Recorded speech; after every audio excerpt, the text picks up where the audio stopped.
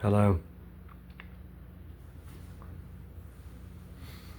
Some hours have passed. I sent 2 emails. Just wasn't thinking about writing another one. I don't know, I don't know. I don't know what they think in that way. I'm supposed to believe that I haven't swallowed them completely. Is that they're not thinking about me all the time? They ain't gotta be hot for me, right? But it's cool if they are, right? Right? Dare I say, I win by default. You get it? And that we're all hot is just cool. And I should have been cooler. Right? But if they want to meet me, if they want to see me, right, in spite of right who he is, that's their right, isn't it? And so if what they need above all else is a schism from Quentin Tarantino, then of course the only man who offered a schism as a psychic is the one that can do. Right? And that I am exceedingly excellent is a bonus, isn't it? Right? But whatever the truth is, of course, it's there's no way they're not all up to here with it, right? Either those girls just going Mrs. Paul McCartney blushing and saying, why did it have to be this? Yeah, we like him, we want to spend time with him, or them saying, I want to go to him and assure him that I don't love him. Yeah, you get what I'm saying right now? That if they're not rape victims, right? If they're not in love with me and being held from coming to me, then they can tell me that. That's the point. And since they're not telling me that, that must mean that is what they are. Right? And so, the movie, right, he got it. He did it. He got what he wanted out of the movie. Now he needs to, right, relinquish them into my care. That's my point. Right? That they don't have to talk about that movie. That you can, right, you can do a discussion panel with Stacey Sher or Shannon McIntosh, with the female producers who helped you. And they can talk about the merits of what a safe environment you had on that set. That's my point, right? Because they feel safe with me. Right? That's they're not safe with you anymore.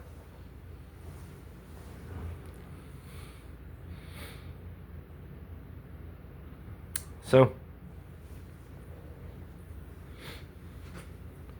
I just feel like no one has the right to still think that this is okay. To still think that now that everything's threadbare, and I do have this actual clear intellectual argument for why he's been treating me this way, right? Such deep psychic sedition for all this time, that I think that it does give me divine authority as a child of God to put my eyes upon them in person, above name, above status, above lawsuits, right? This has nothing to do with filing lawsuits, right? Those are ugly, yucky, right? Exercises in control. That's still him using his mind to exercise control over my mind, over my body, right? And that's disgusting, actually. That if they want to come to me, then that's the end of the discussion, that they have the right to come to me. They don't have to worry about their careers, right? Because, right, they're fucking hot and awesome, right? And if somebody wants to right, enter into some sort of campaign to prevent them from working, then we'll make our own lives, that it's not about the industry anymore, right? It's about us being happy. That's what it's about, right? And I know that this is perhaps what he's struggling with in a big way, as far as them having money and me saying, oh, why don't we do this? Why don't we do the seagull, and having them say yeah, let's do that. That's cool, right? That's right. And I know that he's confused in a big way, because there is a part of him that's oh wow, with his vow, I guess he really couldn't see the women at all. That's right. Therefore, right? He thought that I was just like trying to be weird and like wanted to possess his mind like in an unhealthy way. And that is true. That's exactly what it was. But it's fair for me, like if I get a soulmate, if I get like this beautiful woman that like wants to be good to me, that's cool, Like I offer something, I'll have an unhealthy relationship with you if I know that it's balanced in right the divine connection that I share with these women, that's the point, right? And so if they wanted to come to me immediately, then he stifled the magic like in that way, in not seeing, right? He saw that I had no women there. He saw that I was like never masturbating, but he couldn't see why, right? And so he doesn't really have like an argument to like be mad at us over still like wanting to be together if we always wanted to be together. Because it has nothing to do with him. Right, that it's not about him anymore in like the movie. Like that's like they like saw that as like cool, like we can justify the movie like by letting him hold us and like feel good about that. But like at the end of the day, right, we want him to hold us and feel good about that. And that's like beyond Quentin. It's about us, That's the point. So I hope that that's true, certainly. I hope, of course. I know that, yeah,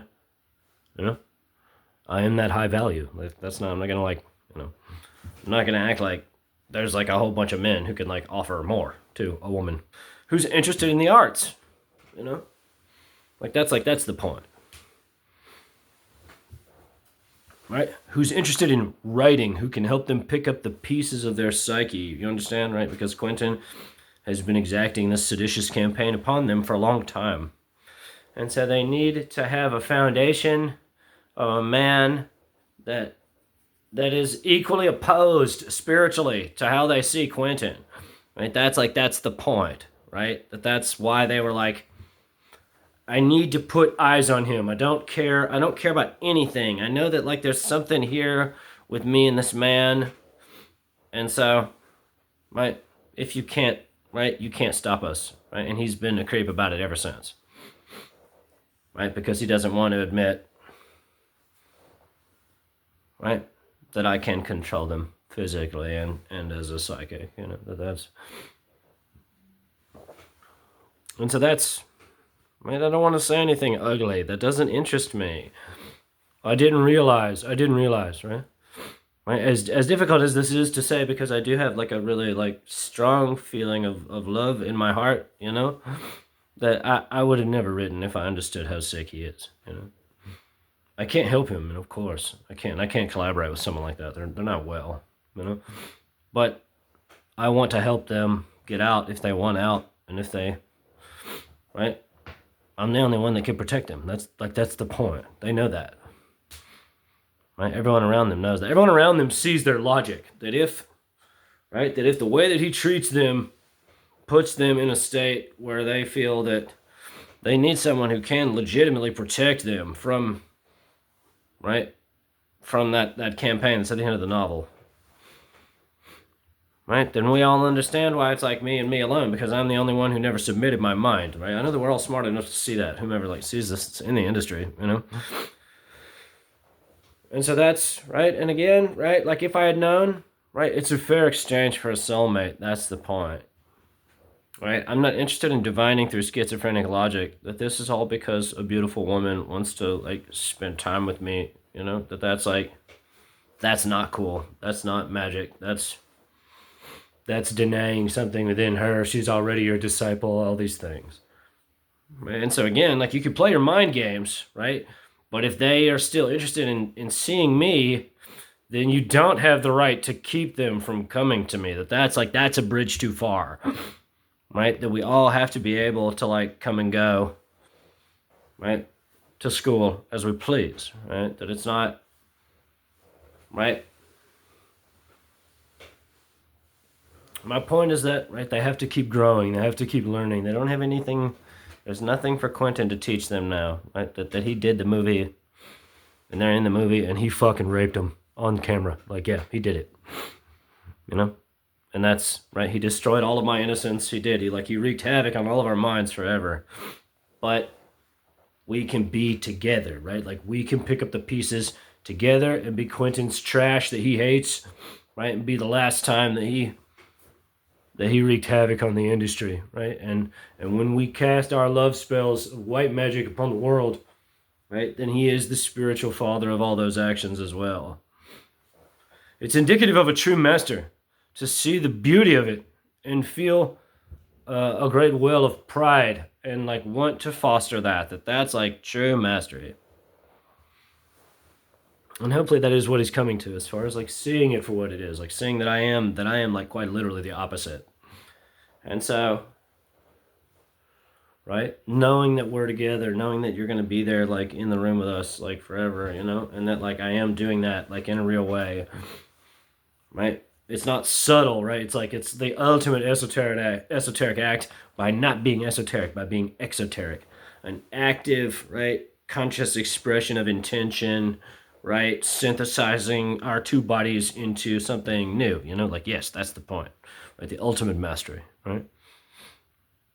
And so, right, there's peace of mind to be had in that. I know there is.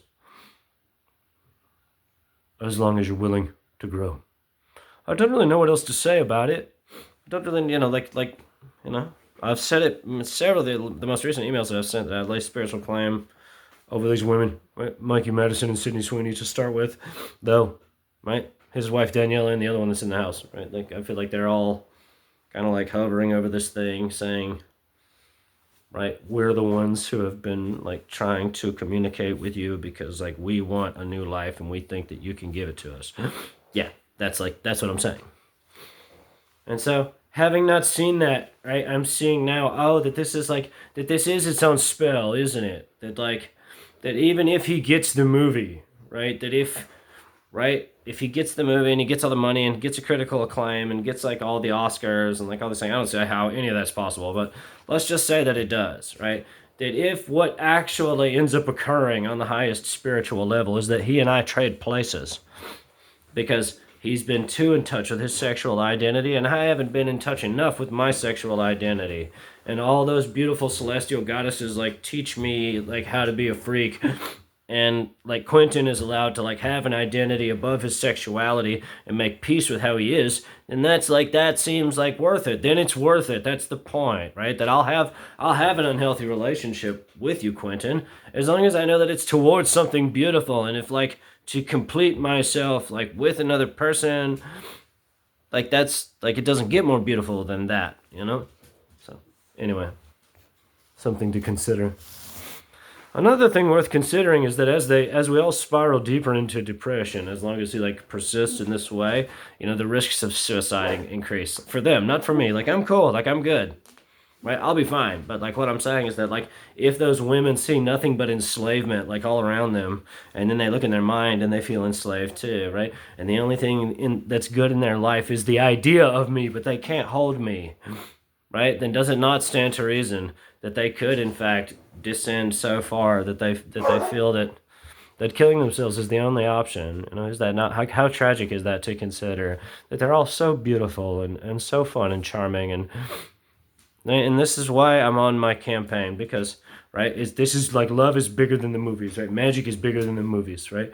We want to cast our spells over each other outside of Quentin, right? And that's our right. So let me know what you think. God bless.